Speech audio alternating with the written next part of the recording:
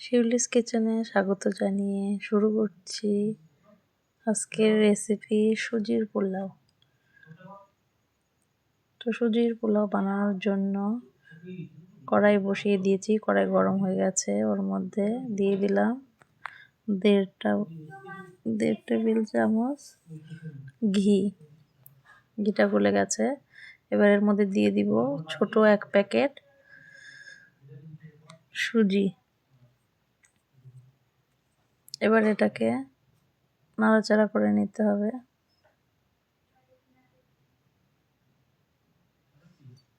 নাড়াচাড়া করে ঘিটার সঙ্গে পুরো সুজিটা মিশিয়ে নিতে হবে খুব ভালো করে, এবং নাড়াচাড়া করতেই থাকতে হবে। নাড়াচাড়া বন্ধ করা যাবে না। নাড়াচাড়া বন্ধ করে দিলে তাহলে নিচ থেকে লেগে যেতে পারে, এর জন্য অনবরত নাড়াচাড়া করতে হবে।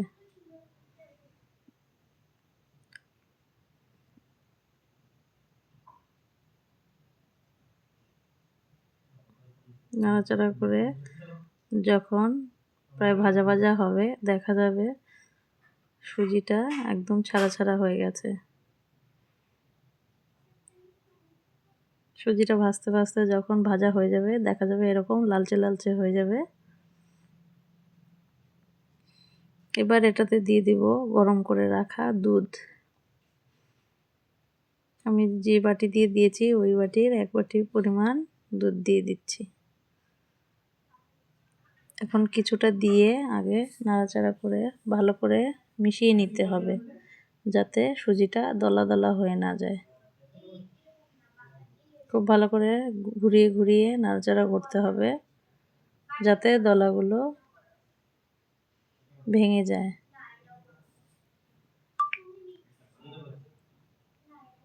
এটার মধ্যে আর একটু দুধ দিয়ে দিব। এখন দেখুন সুন্দর হয়েছে, দলা দলাটা ছেড়ে গেছে। এর মধ্যে আর একটু দুধ দিয়ে দিচ্ছি।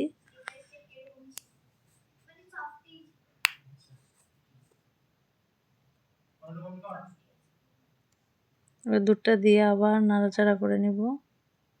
ভালো করে দুধটা সুজির সঙ্গে মিশিয়ে নিতে হবে। দুধটা একটু ঘন করে জাল করে দিলে ভালো হয়, খেতেও টেস্ট হয় ভালো। এবার নাড়াচাড়া করে কিছুক্ষণ রেখে দিতে হবে। এটা ধীরে ধীরে ফুটবে আর ঘন হয়ে যাবে। মাঝে মধ্যে নাড়াচাড়া করে দিতে হবে, না হলে লেগে যাবে। দেখুন কি সুন্দর হয়ে গেছে ঘন। এর মধ্যে পরিমাণ মতো চিনি দিয়ে দিব। এবার তার আগে দেখতে হবে এটা দানাটা একটু সিদ্ধ হয়েছে কিনা। এরপর দিয়ে দিলাম পরিমাণ মতো চিনি। আপনারা আপনাদের মতো পরিমাণ করে দিয়ে দিবেন। আমি আমার মতো দিয়ে দিলাম। এবার চিনিটাকে ভালো করে নাড়াচাড়া করে নিতে হবে। চিনিটা যতক্ষণ না গলে যাচ্ছে ততক্ষণ নাড়াচাড়া করে নিব।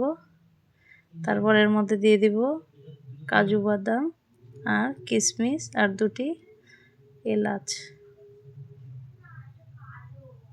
সেন্টের জন্য এলাচটা। আপনারা দিলে দিতে পারেন, না দিলে নাও দিতে পারেন, এটা আপনাদের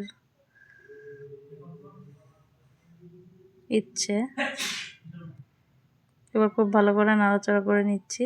আরও কিছুক্ষণ ওটাকে মিশিয়ে নিচ্ছি, তাহলে খুব ভালো হবে। এবার হয়ে গেছে দেখতে পাচ্ছেন। আমি এবার নামিয়ে নিব।